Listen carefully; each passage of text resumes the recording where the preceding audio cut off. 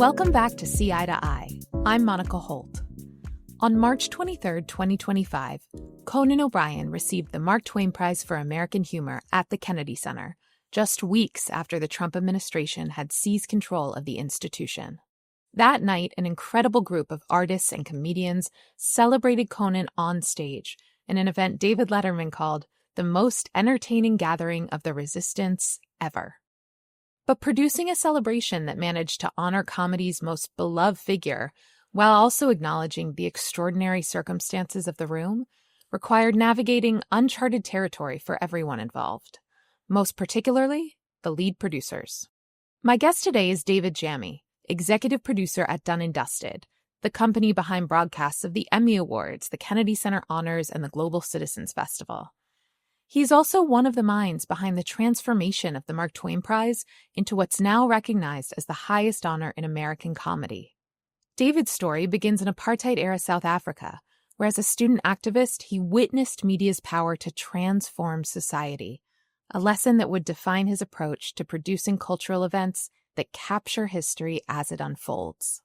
It was wonderful to catch up with David and explore his storytelling philosophy, his journey to American cultural curator, and the delicate art of translating live moments into lasting television.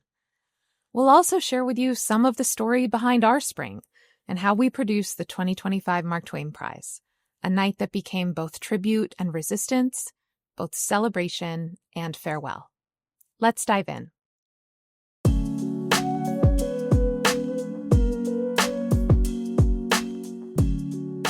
David Jammy, welcome to See Eye to Eye. Thank you for being here.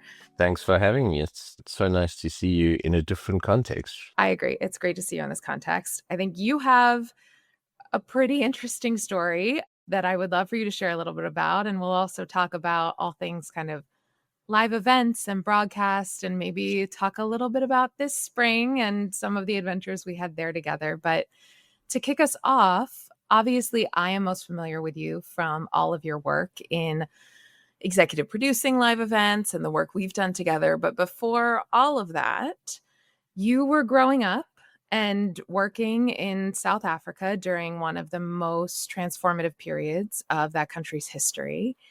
And I'd love for you to just walk us a little bit through that story and your relationship to media and storytelling that developed throughout those years. So, honestly, if I were to think about anybody living in any time, I can't think of a more extraordinary experience of both the ups and downs and the highs and lows of humanity than in South Africa. So I feel completely blessed to have been a child in the height of the apartheid years in many ways, and then kind of come to consciousness and maturity just as the popular uprisings against apartheid kind of reached their zenith.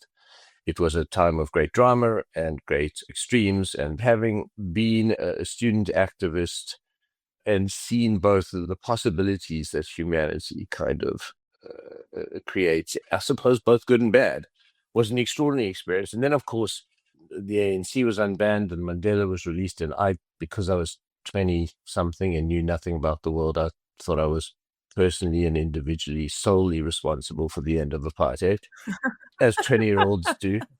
And then, I became a professional and a filmmaker in the early years of the post-apartheid period. And that was also just an unbelievable period because South Africa was, it was the fairy tale of the 20th century. It was the story of a nation that had kind of overcome oppression and suppression and injustice and inhumanity in not a bloodless revolution, but certainly in a successful revolution that had the full weight of the world behind it.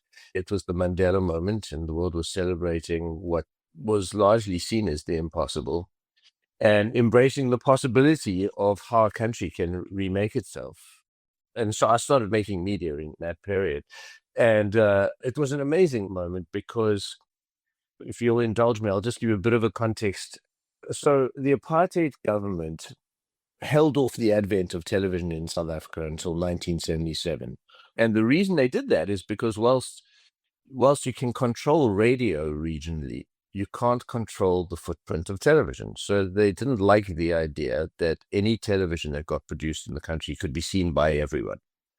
So they held it off and held it off. And then in 76, 77, around there, they launched TV channels in South Africa. And I grew up, when I was growing up, there were 2 and then 3 TV channels, which were all state propagandist channels, which conscientiously excluded, 80%, 90% of the population of South Africa, because they were really being produced for white South Africans and were mouthpieces for the government. So the vast majority of South Africans, until 94, when democracy came to South Africa, had not seen themselves represented on South Africa's TV screens. And so the idea of making TV in that post-apartheid moment, when for the first time people were seeing themselves being represented in their own voices on TV, was just the most, and we were making up the rules as we went. There was no, it's a small industry in a small country. And so we got the opportunity to do whatever the hell we wanted, really. And it was so much fun. So on the one hand, it was just a great kind of introduction to media and the power of media, but also because, of course, there was no infrastructure for Black South Africans and education was, non-existent. TV became a trusted source of information and education in a way that I've never seen it before. And so the idea of being able to use media to really influence the conversation and the climate and that kind of thing was very enticing and very seducing to me. And in my mind, in my kind of naive mind, it was always the idea of using it for good. Well, we're glad for that. We're grateful for Yeah. that. And it's I just think that's such a interesting foundational piece because obviously I knew you and was working with you before I knew, frankly, that whole background and your whole story. But you have always talked about being story first, being, really committed to the impact of authentically telling an individual story or an event story. And I have to imagine you've just walked us through why that was kind of ingrained with you from the beginning, because it's also truth in the power of telling that story and creating the social impact.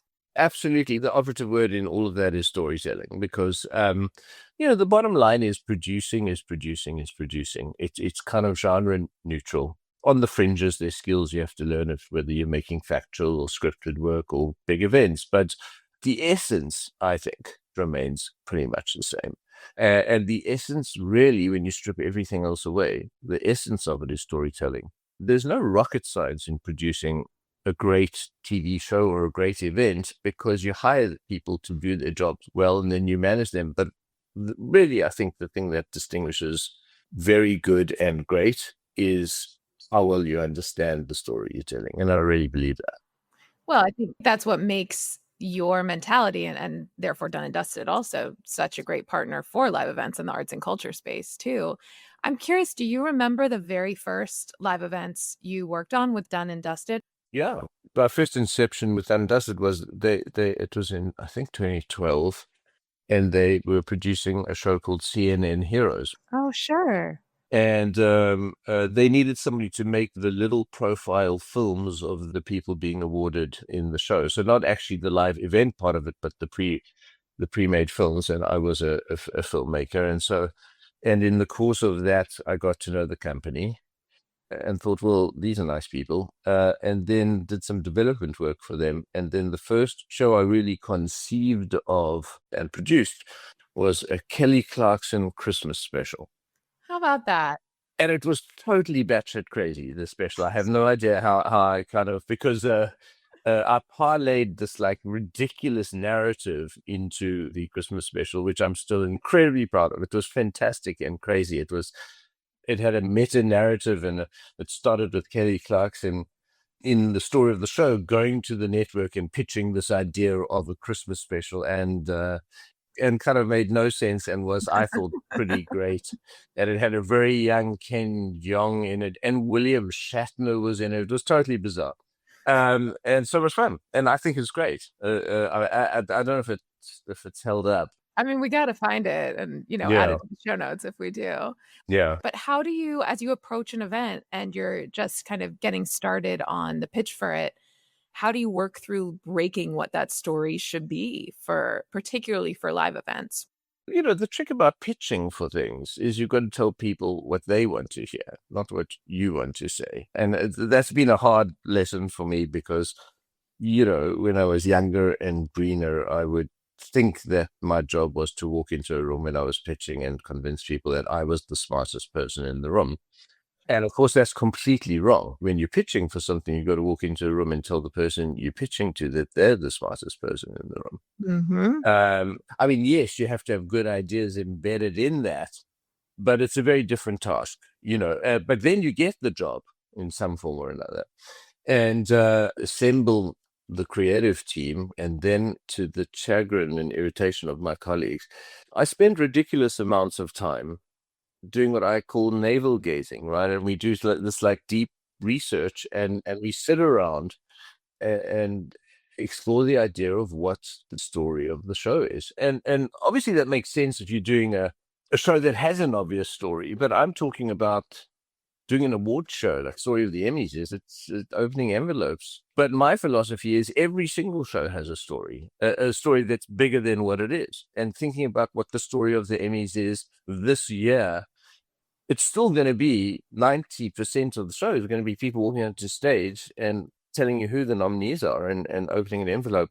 But somewhere in the zeitgeist of that show and the fabric of how you put it together, if you know that you're trying to tell a story and you know what that story is, the difference will be marginal, but it also will be critical. I would also say, I mean, award shows are one thing, but something I said to you just a couple of days ago when we were chatting was there's this kind of like archaeological nature to what you're doing because you are capturing a moment in time that is never going to happen exactly that same way again. And so you're capturing that, but you're also preserving it as a moment in history that people other than those who were sitting in the audience for that moment will see. And I imagine when you're driven by story, that at least helps create what that thread is, how you bridge those two audiences. But that's got to be pretty challenging also to think about how you balance something that feels, unpredictable with something that becomes a package 90-minute to 2-hour television or streaming program. And is that challenge the exciting part for you? Or do you wish that maybe those boundaries that have existed around that kind of final package delivery could be broken a little bit more? I think I understand the kind of relationship between aspiration and humility, in the sense that we all reach for greatness, right? And we reach for greatness in what we do every day in some ways. And so when I make a show, I absolutely want it to change the world, and I absolutely want it to live for posterity, and I want it to be a great capture of moment and place and time. And I think that aspiration is always good. But then I also think, I've got a healthy dose of humility, which is like, really, in the final instance, we're just making stuff.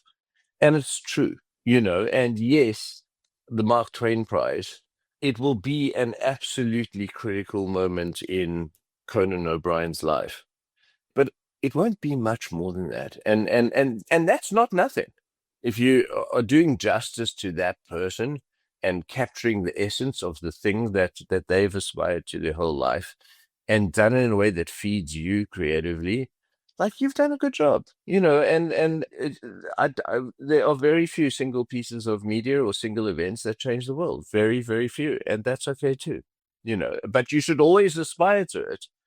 I mean, I agree with you, and I love what you're saying.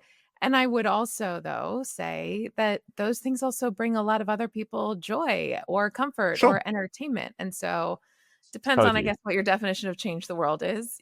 Yours Yeah. might be a little more ambitious than that, certainly. But I think these days in particular, that's worth something too.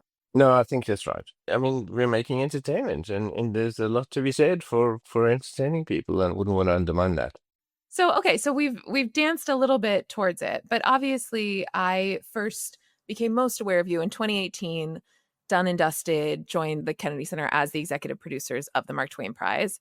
I was kind of in another section of the building, so wasn't working directly with you then, but it was pretty clear from that first Twain Prize, which I believe was Julia Louis-Dreyfus, right? That's right. Yeah. That we were in for, okay, we are both leveling up what we're doing with the Twain Prize, something a little more modern, more impactful, maybe can even say more interesting, which I will say, but you don't have to. All that being said, you were joining a legacy institution, a program that didn't have a enormously long history, but it had, I think, almost 2 decades at that point, a Yeah. little less than that. Hmm. What was your approach coming into the center and kind of walking in and taking your vision for what the prize could be? And how did you jump in and find success, which then I think could really continue to evolve enormously over the next several years too? Well, thanks for saying all those nice things. So when we were invited to produce, I think it's just had its 25th. So I think that was its 19th or I think something, so, yeah. the 19th Mark Twain Prize. And you're right. Let's just be frank. It had been going for those 18 or 19 years. It had followed a very similar format. And the format had been that they would choose a prize winner and then invite, very established and successful comedians who had a relationship to that person to come onto the stage and say funny and nice things about that person. And was a procession onto the stage of extraordinary people saying really funny stuff in tribute to the prize winner. And the public at large knew nothing about it, really. It didn't have any profile, prominence, status in the public. And so that was really our brief. Our brief when we took over was, how do you take this event that has currency and status in the comedy community and turn it into a cultural event, turn it into something that has a public-facing profile and a piece of entertainment. So I looked at it, and the kernel of this thought has become the essence of the show and the thing that I love most about the show. The kernel of this thought was that the comedy community is very unique in the arts, I think, in the sense that there are only 3 or 4 strands in the comedy community of how you come up and find success. Either you're in the trenches of the comedy clubs, which many of them were, and knew each other from, or you've come up through some of the comedy troupes. There are 3 or 4 comedy troupes that they've all had experience in or been in some time or another. But the bottom line is that they've known each other for very long. They've all followed quite similar routes to success, and they all know how incredibly fucking hard it is. And therefore, they celebrate each other's successes with like generosity and warmth, which you don't get in any other genre. You don't get that amongst pop stars. You don't get that amongst actors. You don't get that. You know what I mean? It's very unique. And I saw this, and the weird thing about it was that was never the story of the show. Everybody in the show sits in the green room until it's their time to come. Sits Oh, wait, backstage I'm in the green forgetting room. this. Yeah. They didn't used to be in the boxes? No. I So the forgot. first thing I did was I was like, put the people in the room. The show is about that community, right? You want to see that community. You want to see them celebrating each other. You want to see that. Yeah. Um, and the other thing is that the recipient was in this balcony, like That I remember. at the back Yeah. of the room. And I said, no, it's all the story of this show is all about the relationships between the people coming to tribute the prize winner and the prize winner. So Yeah. put them in proximity to each other, allow them to interact, allow the audience to have view of just how these people adore each other and how funny they are. And so we did that with Julia Louis-Dreyfus, but we didn't do much else. And that in itself actually felt like a subtle but huge kind of shift. And then in the years after that, we managed to make a very different show every single year. And I think one that probably a lot of folks remember, because after it was on PBS, then it had this window on Netflix, was Dave Chappelle, which felt like, okay, there was this incremental change for Julia, and then feet were firmly planted and a whole new storytelling approach that, at least that's how I remember it being. That's exactly right. Yeah. Yeah. Yes, it felt it's the total other extreme. I mean, it was a ridiculous and ambitious and fabulous night. And that one, the way the Mark Twain Prize works is, just for people that haven't seen it, is that it's a procession of people onto the stage. Each one crafts their own tribute to the prize winner. There's often music folded in. And then at the end, the prize winner makes a speech, an acceptance speech. So it's a pretty conventional format. But with Dave Chappelle, it was really interesting because when we figured out what that same navel gazing process I was talking about earlier, about what story be telling, and we sat around and we kind of said, well, there are two things that were unique about Dave Chappelle's story. The one is he is a DC native, and his soul is firmly rooted in DC. And two, he's quintessentially a stand-up comedy guy, and his happy place and his native territory is stand-up comedy clubs. And so what we did with that is we kind of said, well, if we want to tell that story, we should figure out a way to see and hear from him throughout the show, not just for his acceptance speech. And so what we did with that is we thought, how should we do that? And we went to a local stand-up comedy club, and the night before the big fancy audacious event at the Kennedy Center, we filmed with him and a bunch of people at a local comedy club. And we took that night of stand-up comedy and threaded it through the main event in the edits. We had a long time to edit that show, and we cut it like a film. And it feels that way. Yeah. And I would say the other added benefit, from my lens too, was it also created another connection between the Twain Prize, the center, and the local comedy scene, because as much as you can start to bring events like that have this kind of, gala on high feel because of years and years, and start to say, wait, but this can also be part of the city's culture. This can also be something we're all celebrating together, which is something we have been talking about or had been talking about for honors too, how we make it more of a celebration that more people are invited to. I think in a lot of ways, yes, that wasn't the priority or the primary objective for why you were doing that, but it was certainly a wonderful outcome that in turn also speaks to the story of Dave and DC and the city. So that was, I think, a real watershed moment for Twain Prize. And then, of course, going into, I think about all the great moments in Jon Stewart's show. The banana peel on the coal mine commentary seems particularly relevant these days. And then going into the past couple of years with Netflix, I think we all talk about Adam Sandler's. You really picked up on that kind of very family, big warm hug feeling of who he is, but also it really came across, I think, in that show. And as you were saying, each one kind of took on an embodiment of the honoree, which is such a special approach for what could have otherwise just been a year after year award show. Oh, that's very kind of you. Yeah, it's also, to be frank, it's what makes it fun, because otherwise you're just like, it's just painting by numbers, and that's not fun. And I can't take credit solely for this, because I think we had such extraordinary partners in the Kennedy Center, and Matthew Weiner and you and Deborah Rutter, and because everybody played a huge role in both kind of supporting the evolution of the show, but also like building a vision both for the Kennedy Center and for the show. And I do think what we've achieved together is, if nothing else, the thing I'm most proud of is that I think the Mark Twain Prize is now known far and wide and recognized publicly as the highest recognition for comedy in the land. And I think that we did that. So certainly that's never been more true, right? That kind of brings us to this spring.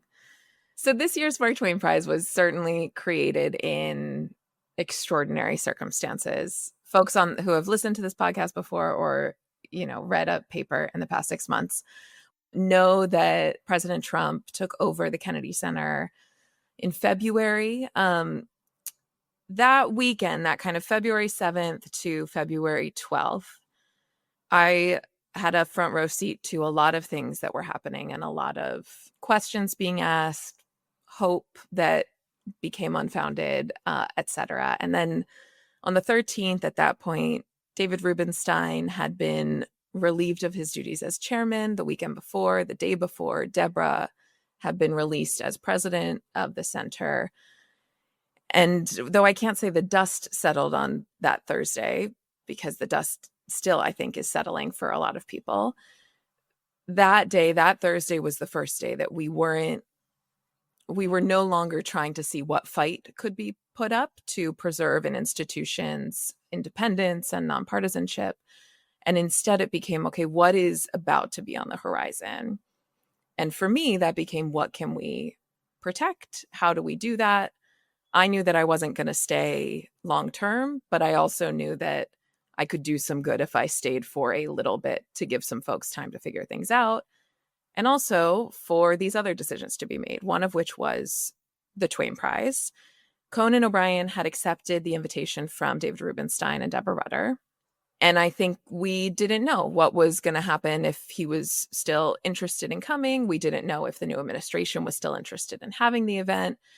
And so at that point, I think you and I began on parallel but separate tracks.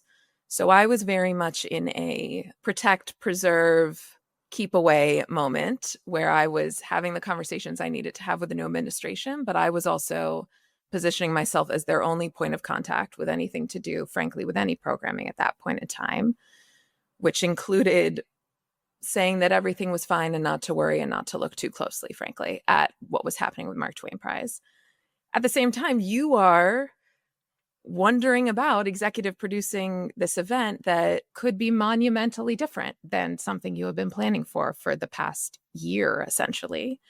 So walk me through what your decision-making process was for moving forward and kind of what those weeks were like for you as you were figuring out what the new landscape was. Well, I think it all started with Conan and his position on the show. So, let me just set the stage.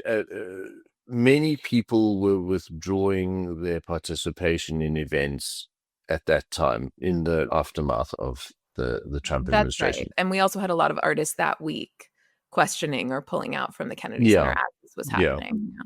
So it was a complicated situation, most of all, I think, for Conan, because one, he is not a political grandstander. That's not his brand. Obviously, he, over the years, has expressed views, but it hasn't been his brand of late night or his brand of comedy. I think it would be very different if it was a Jon Stewart or a Stephen Colbert or a Jimmy Kimmel or whatever. But of the slate of late night hosts, he occupies a very, I think, quite unique position. And so we wanted to take our cue from him.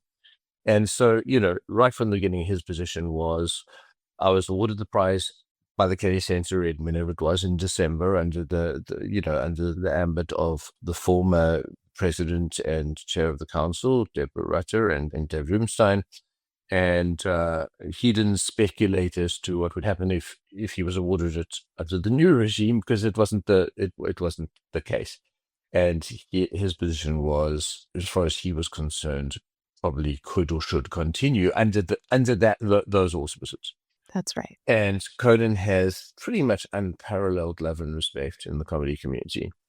And we were approaching people saying the show should be first and foremost a tribute to Conan, but don't feel we are going to edit or audit you in any way if you feel like you want to address the context of the Kennedy Center. Basically, we pretty much made it clear that we were going to largely leave it up to the individual people on the show to figure out how they wanted to address the moment. And my job was really, again, in the context of weaving a story, I felt like we had to address the moment. It would be inappropriate and weird to not address what was going on at the Kennedy Center in that moment. And also, I personally, obviously, you were all my colleagues, and we've worked intimately together for almost 10 years. I felt emotional about it myself. Yeah, of course. Not to mention that we were, in the national sight of the protection of and the furtherance of the performing arts. So, all that to be said, we didn't edit or audit who we invited to the show. We invited all the right people who should be on that show to tribute Conan. And also, by the way, just going back to what we were talking about earlier about storytelling, I didn't want the Kennedy Center to be the story of the night. I wanted Conan to be the story of the night. And so we did all our usual navel gazing, and it was just like, well, what the hell is the story of Conan? He's, and I guess we landed on a narrative about him being both the silliest and the cleverest person in the room at any given time, which is so true to Conan, And so we also wanted a show that was completely unruly, completely inappropriate, which wasn't about anything about the Kennedy Center, but it was about how you tell the story of Conan. Oh, completely. I mean, you don't start any other honorific show for a comedian with a masturbating bear unless he's exactly. Conan O'Brien. Unless it's Conan O'Brien, right? So exactly. there was always going to be this sense of chaos. Totally. I think maybe it was exactly the right person for the moment in so many ways. As it turns out, it was the perfect person for the moment. And the silliness, the cleverness, and also just his kindness in the moment. I think what struck me is just he kept saying over and over again that he wanted to be there for the staff, and also he wanted to be there Yeah. and the Yeah. folks that were coming with him to celebrate with him and that you were working with, that he wanted them to be able to go on stage and say whatever they wanted to say. Totally. And this moment of freedom of speech being celebrated, even in a silly way and a celebratory way, I think it was such a moment of catharsis. But I am curious how you balance that all as executive producer hat too. Well, the other thing is we were all in an unknown territory, right? We had no idea what the takeover of the building meant. How much, I was worried that when somebody found out that Stephen Colbert or Sarah Silverman, and many, many others on the Yes, stage. but we just made sure they never found out. And I think that's the one Correct. day we'll write the whole book on, the emergency phone calls in the grocery store, finding out that someone was copied onto an email that we didn't want copied. But for now, I think you're right that because we were in these parallel lanes, I think both of us trying not to worry the other one or put Yeah. anyone in any position that we didn't want them Right. in.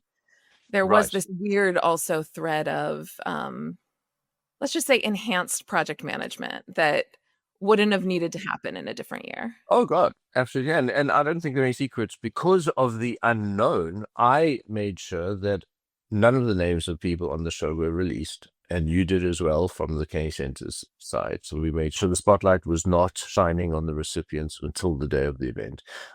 Because we were in the building for a number of weeks, made sure that every script was redacted and there were no documents published about who was going to be in the show. In retrospect, out of an excess of caution, because there was absolutely no attempt to censor anything. But to your point, we didn't know, and it's also about protecting the folks who wanted to show up for Conan and not putting them in a compromising situation, Absolutely. right? And that's what the Absolutely. center should always be doing, is putting the artist first, and that's what you were Yeah. doing. Yeah. And just to be clear, we put a lot of work into the show, and I'm very proud of it. And I have the best writers in the world working on it. But you're dealing with literally the best, far and away, the best comedians in the world.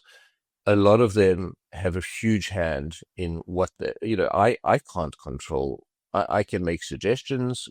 For some of the artists, we work on entirely what they're going to do on stage. But for some others, I mean, I didn't know what Will Ferrell was going to do until the day of the show when he arrived with his script,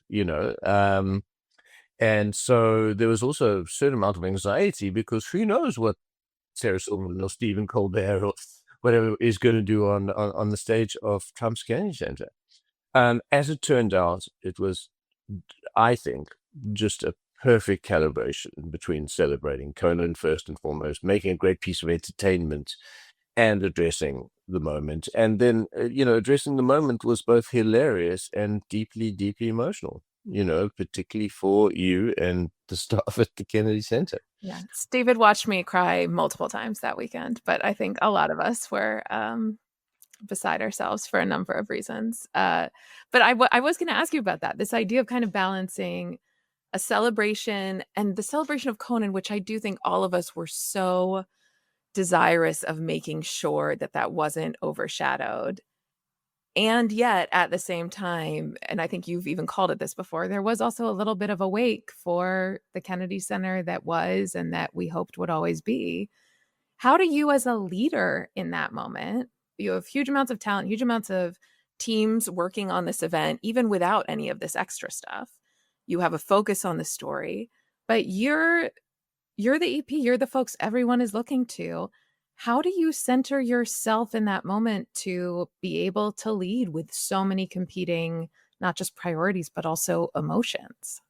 So first of all, it's not my show. I corral that group of people, but it's like a family, and we care so fucking much about that show. It's not like other shows. There is something about it that is in our souls, and we pour our hearts and souls into the show. And that's not just, my group of producers, but the whole crew. We have the same crew every year.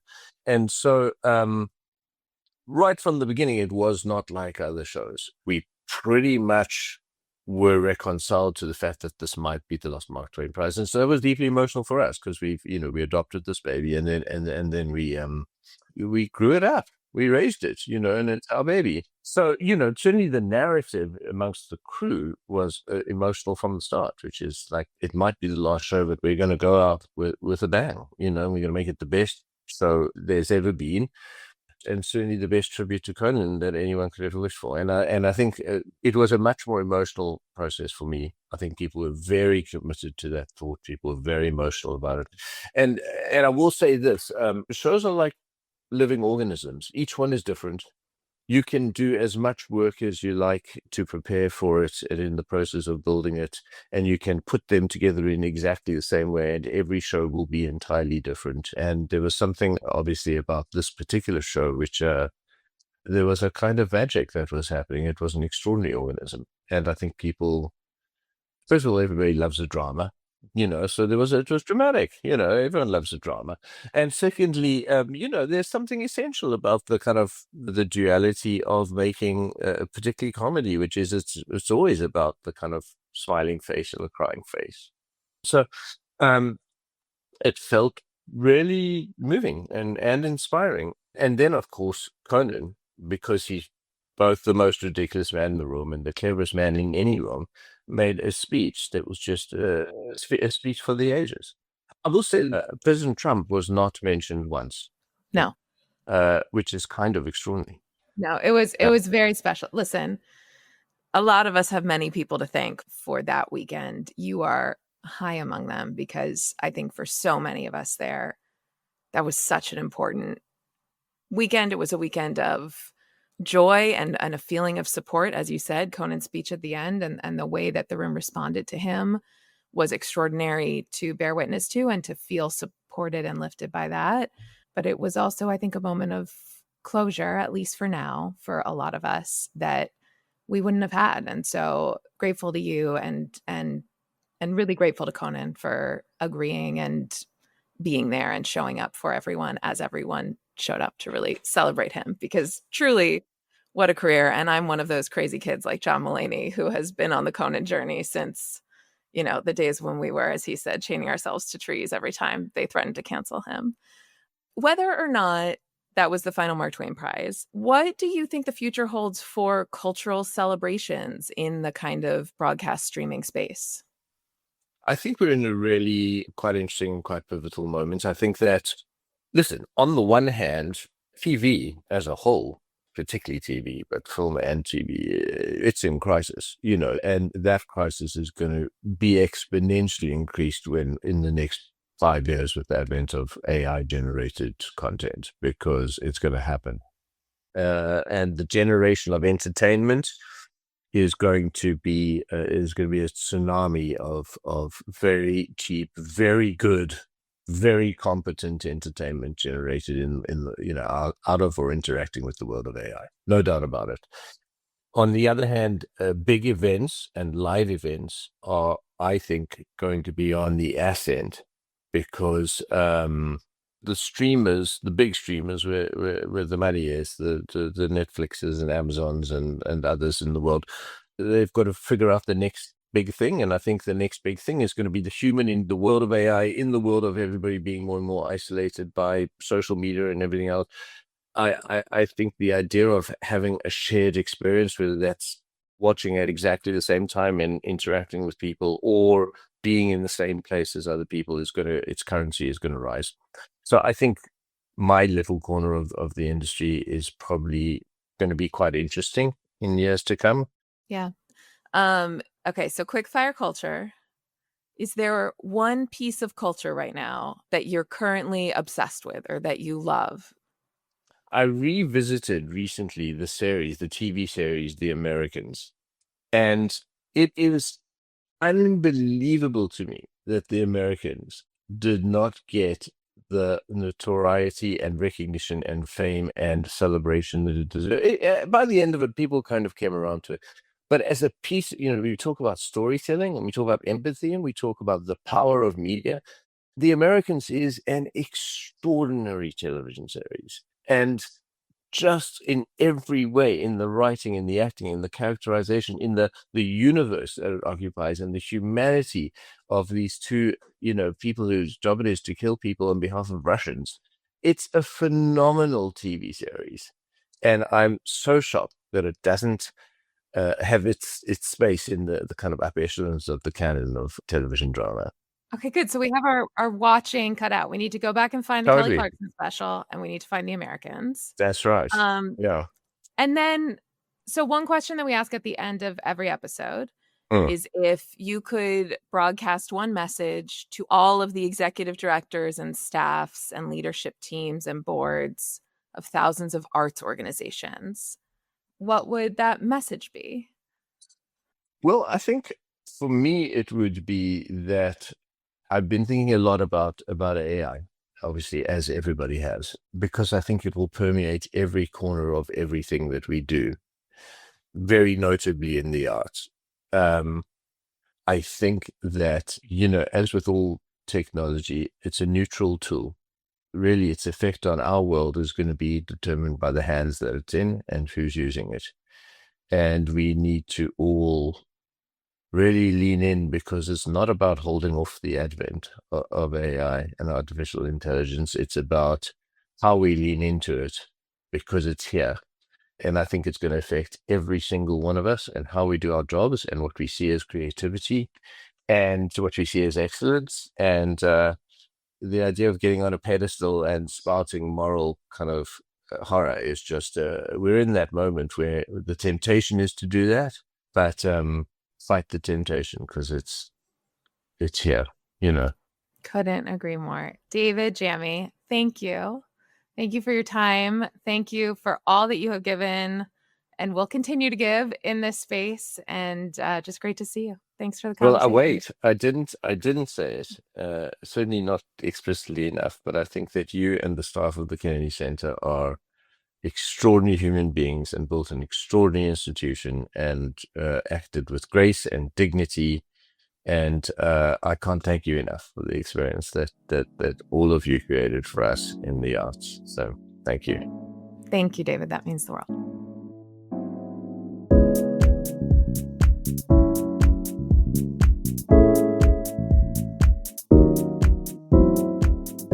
Thank you for listening to See Eye to Eye with Monica Holt. If you enjoyed today's conversation, please take a moment to rate us or leave a review. A nice comment goes a long way in helping other people discover the show and hear from leaders in the arts and beyond.